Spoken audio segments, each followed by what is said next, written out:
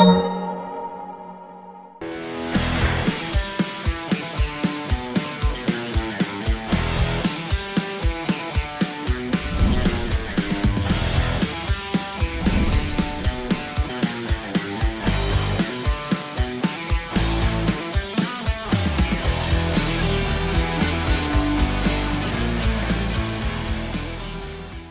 episode of IAB There is sponsored by T-Mobile Marketing Services.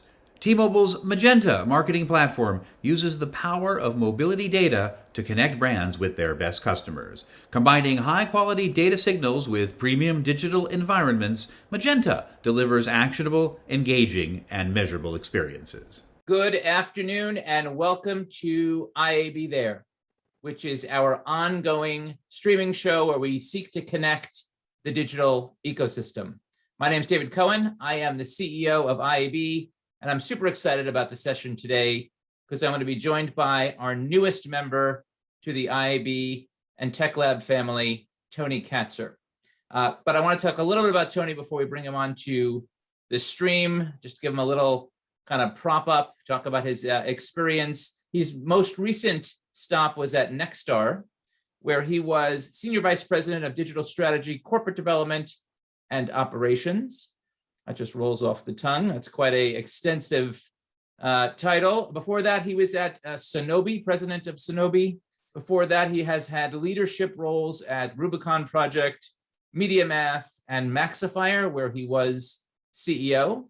And Tony goes back a long way in the kind of evolution of the digital ecosystem, joining DoubleClick after the acquisition of NetGravity, and he quickly ascended in that organization to lead product, operations, and engineering divisions. So we were really, obviously, he has been in the ecosystem, in the solar system of IAB and Tech Lab for some time.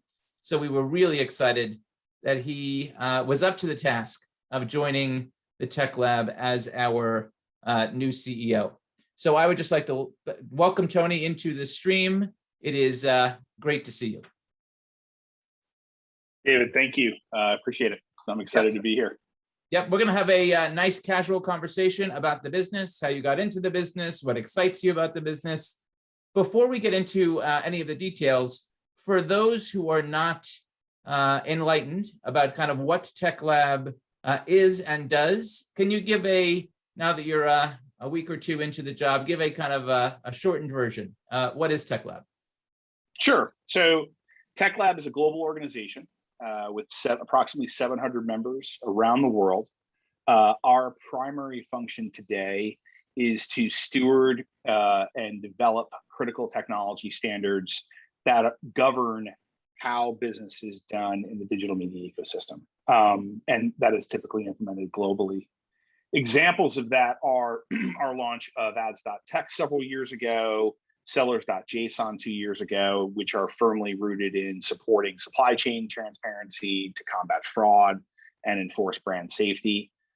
We are hyper-focused on consumer privacy.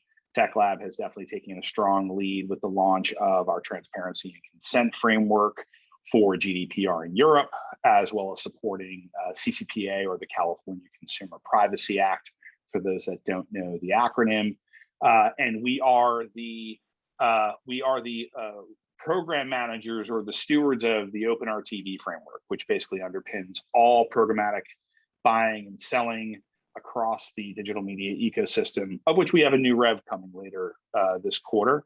And then most recently, Tech Lab led globally technology efforts to provide solutions that balance addressability and the sustainability of addressability with consumer privacy, with our launch of Project We Are. Yep, super impressive individually, but in aggregate, it's really awesome. So it's a heck of a resume. Global technical standard setting body, kind of a sister to IAB, and I think it's kind of it's a 1 + 1 = 10 situation, which I know both of us are very excited about. Let's go back. Let's go to the Wayback Machine and kind of go to your early days. I got into digital media in the mid 90s. I am old. Talk about kind of your early days in digital. How did you get your start? What was it like? Talk about that a little bit. Well, I started and co-founded a small internet services provider in upstate New York, in the Albany, New York area. And then once we exited that business, we had a successful sale of that business. I moved back to New York City, where I'm originally from, and joined up with a little company called NetGravity. And then NetGravity was acquired by DoubleClick. Those were the two dominant ad servers of their day. DoubleClick consolidated the industry through that acquisition. I believe I was the last hire that NetGravity made. Wow. Before the acquisition. So I was very lucky. And then after that, ultimately ad serving is a distributed system.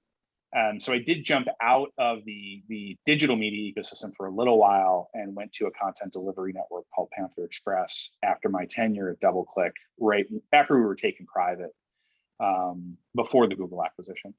But then I did return back to the digital media ecosystem in a number of different roles, both at the Travel Ad Network, which was known as Travora at the time. So I worked as a CTO at an ad network. And then I was at MediaMath for a period of time, helped them launch the Terminal One platform. That was a labor of love that I'm still pretty proud of to this day. We were one of the first DSPs in market.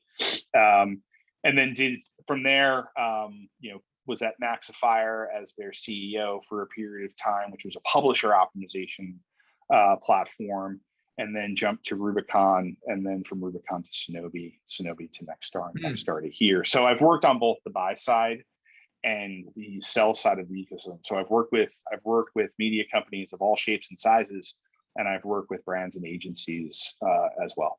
Got it. That's a nice, very nice, well-rounded kind of experience set that you bring to the table. Let's talk about a highlight, a low light, and a lesson learned. So that's 3 questions bundled into one. I think I might overwhelm you, but a highlight, Wow. low light, and a lesson learned. Launching the MediaMath platform was, highlight I mentioned. I think the Rubicon IPO, I joined Rubicon prior to the IPO, and was on the team that was, helped take them public. And then I worked very closely with other folks at Rubicon, now Magnite, on launching their orders product, which was really kind of a pioneer. We were a pioneer in the launching of the Deal ID concept and getting industry adoption, traction, and evangelizing the concept of the Deal ID. So that was a big highlight, was my tenure at Rubicon. A low light, that's a tricky one. I don't think I've had a lot of lowlights in my career. Okay, that's a little bit of a cop out, but all right, I'll buy it if you can't think of one. I think a low light is, may have been around the launch of people-based marketing when I was at Sonobi. We were really ahead of our time in terms of introducing the concept of hashed email addresses as a high fidelity token to the industry, and I just think the adoption wasn't what it could have been. For whatever reason, we certainly marketed the hell out of it, and we had a good product to support it, but it wasn't as widely adopted as I would have liked. And now the concept of hashed email is all the rage in light of what's going on with the cookie.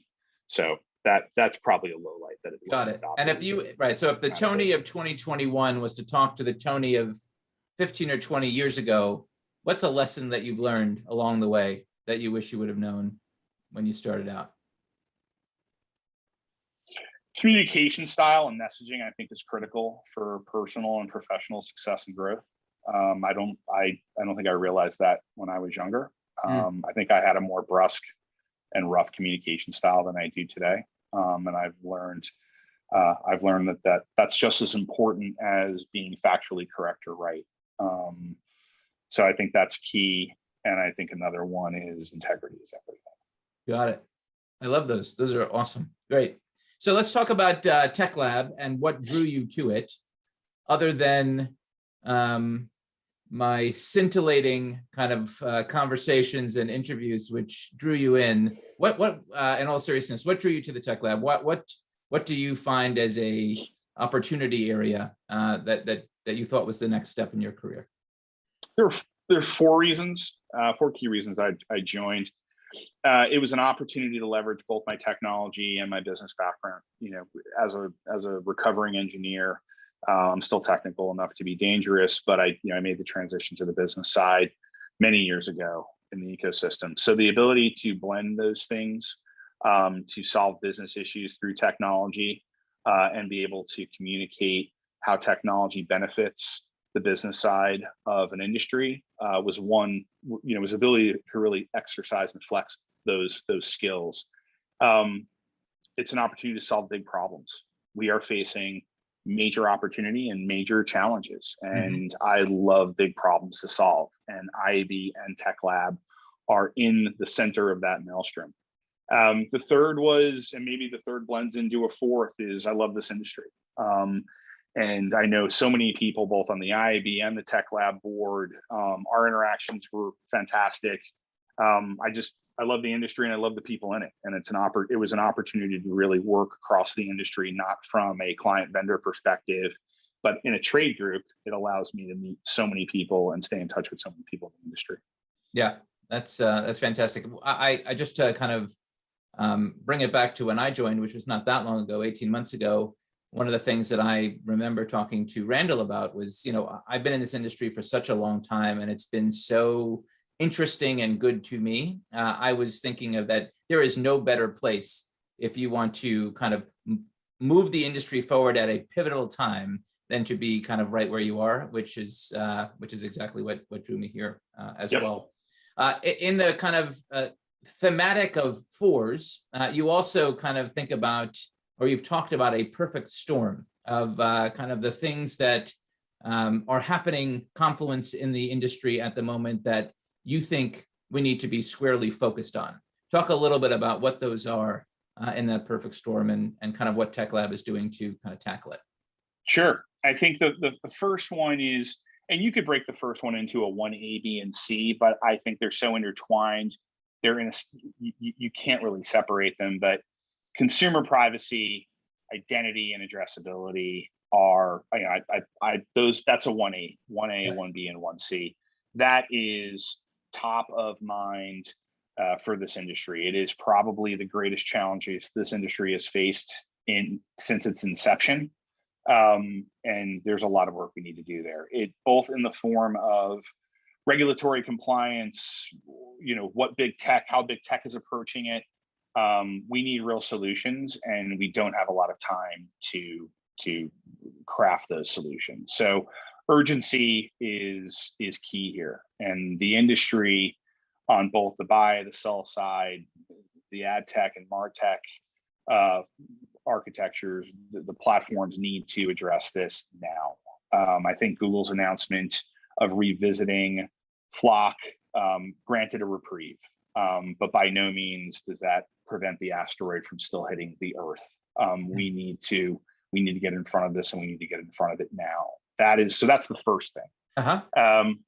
And the second is this migration of $70 billion in US advertising budgets from linear television into connected TV. I mean, that's where the audiences are going, right? The advertisers are going to follow the eyeballs. Well, the eyeballs are going to IP delivered television, better known as connected TV or OTT, or even advanced linear, addressable television. 70 billion in the US, roughly 230 to 235 billion globally, is going to make that shift over the next decade as the audience goes to that delivery mechanism. That is a massive opportunity, but simultaneously also a challenge that we need to address if we expect to facilitate a smooth transition of that spend, while also maintaining the confidence with brands that they're reaching their target consumers.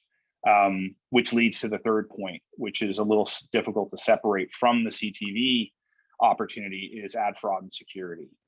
Historically, the linear and broadcast television environments are closed ecosystems. There's been no fraud there because no one, they're not developed on the open internet, the framework of the open web.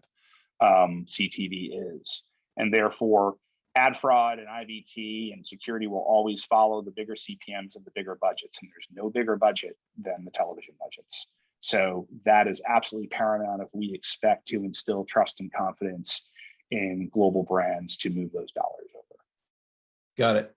That makes total sense, and we're entirely aligned on all of those things. I just want to just double click on CTV for just 1/2 second, because I have marveled throughout my career at the kind of the challenges at moving that money, despite the fact that consumers have been leading the way in multiple times in our evolution. Consumers led the way in mobile. The industry was I'm not even sure if I would say a fast follower. It was a follower that eventually caught up to where consumers are. CTV is exactly the same way. In the pandemic, as we all know, past 18 months, consumers have spoken with their attention. It is squarely where the industry is. And yet, there is still kind of a tremendous kind of center of the plate opportunity in linear television, bought on demographics, measured by Nielsen. What are a couple of the key reasons why you think that CTV hasn't moved faster? And what do you think are the opportunities that you could do at Tech Lab to make that go even smoother than it has been? There's two that immediately come to mind. One is the lack of a single currency across connected television, advanced TV, and linear television. There's even fragmentation in audience currency just within the CTV landscape itself. Yep. How do we build a transom to shepherd those budgets over, where brands and their agency partners can look at an apples for apples audience report and say, okay, the GRPs that I was buying traditionally, this is how that now translates into an addressable environment in CTV. That doesn't really exist. So I think it's a combination of technology standards, which Tech Lab is perfectly suited to deliver to the ecosystem. I think it's a combination of education across the industry. And I think it's agency evolution, right? There have been experiments at agencies where they've looked at mashing up their linear and CTV teams together that they've been challenged by. And I think that's an outcropping of education. So I think it's a number of issues that are needed to address that.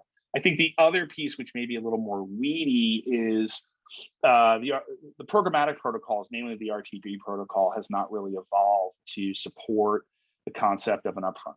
The deal ID needs to be re-architected to do that. I've already introduced that within Tech Lab, that's something we need to look at. We need to look at aggressively if we expect to support the existing economics of television, right? Programming is funded by the upfront, and brands and their agencies get great unit economics by the upfront. The concept of the upfront is not going away. I think people are naive to assume that everything's just going to go to a real-time spot buy. That's not how the television ecosystem has worked. That is not how the financials of the TV ecosystem has worked. So we need to re-architect components of the deal ID to support that type of buying. Got it. That makes tons of sense. I'm excited about the prospects of that and kind of easing the friction between the buy side and the sell side over the coming years. Let's talk about the future state. So if you were to characterize, what does a Tony Katsur-led IAB Tech Lab look and feel like in the future? Describe that for me. What are kind of some of the characteristics that you think you're going to start instilling in the Tech Lab team?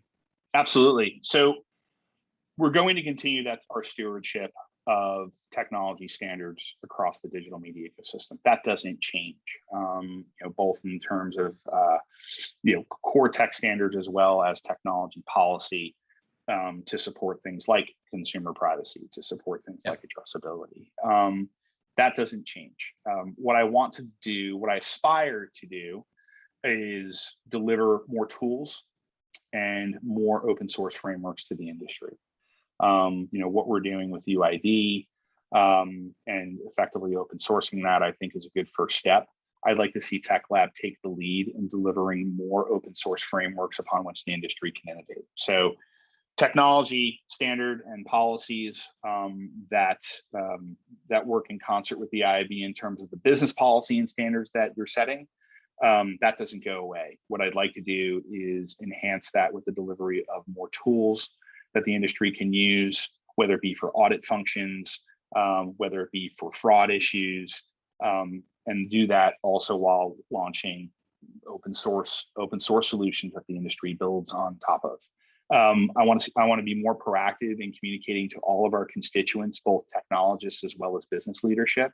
And I think it's important that the Tech Lab frames the business benefits to its non-technical members of the entire industry. We need to explain the business benefits of, well, how does sellers.json benefit both an investment lead at an agency, a CMO, as well as a CRO or CEO of a major media company. Yep. We need to do a better job of translating these use cases that we're solving for the value proposition for all the constituents. Got it. Love that. I think I have two more questions and then maybe a fun end. Provocative predictions, and we'll pick two time frames. So I'd love one or two provocative predictions for you in the industry in the next 12 months. And then let's look a little further out. Let's maybe say in the next 3 years. What kind of provocative predictions might you have? The first one may not be provocative, and I think it transcends both. Okay, just a prediction then. That's all right. I'm trying not to get a twofer. Consumer privacy is not going away. It's not going to get simpler. It's not going to get easier. I do hope, and maybe it's provocative. I'm hoping this happens. I think it's going to enter the foreground of at least national American politics. I would like to see That's the hope. I would like to see it move to a federal issue. That's the hope. Satisfying 50 unique privacy frameworks is compliance just nightmare. Yep. It's just a compliance nightmare. And can you even sustain that? Yep. So I think that's probably not provocative for many of the audience, but I think it's just going to get harder, and we need to rise to that challenge.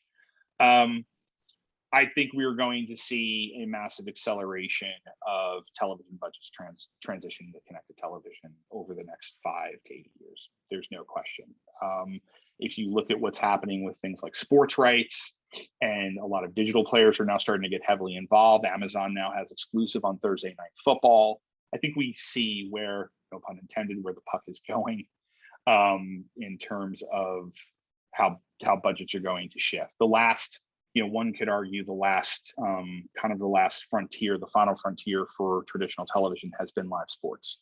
That is going to change without question. So I think with that change, we'll see massive acceleration of budgets to connected TV. Awesome. All right, let's get a little peek into kind of your inspirations.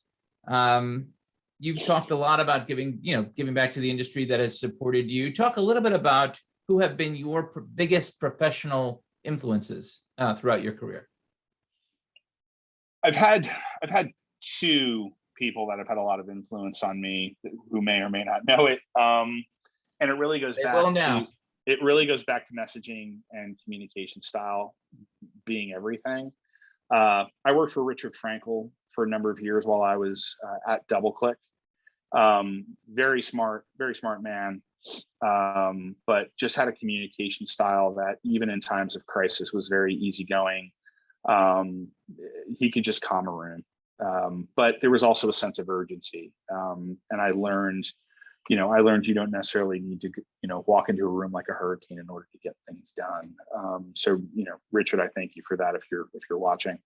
And then Greg Rafeman, who I've worked for twice, both at Rubicon, now Magnite, and then also at Nexstar. And again, learned a lot from his communication style, his demeanor, how he managed both his peer group as well, how he worked with the C-suite and the board. I learned a lot regarding board preparation, board communication style from seeing Greg Rafeman operate. So those two have been very big influences on my career. Awesome. Third, who's not who's not necessarily in the industry, is my father.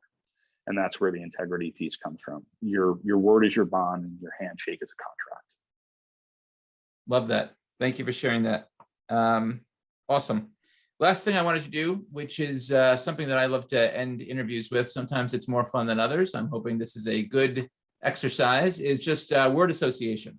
And I'm going to go through just a series, a handful of words, and I just want snap judgment. What's the first thing that comes into your mind when I say some of these words? So is it a one-word response? Well, Tony, you see, that's the rub. That is the goal, is to have a one-word response. Generally, people can't help themselves. Sometimes you get sentences, sometimes you get paragraphs, but yes, one-word response would be awesome if you can. We'll see how good you are at this task. The first word is blockchain. Nascent. Fraud. The enemy. That's 2 words. See, hard to do one.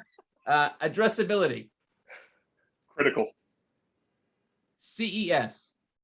Boondoggle. Like that one. VR.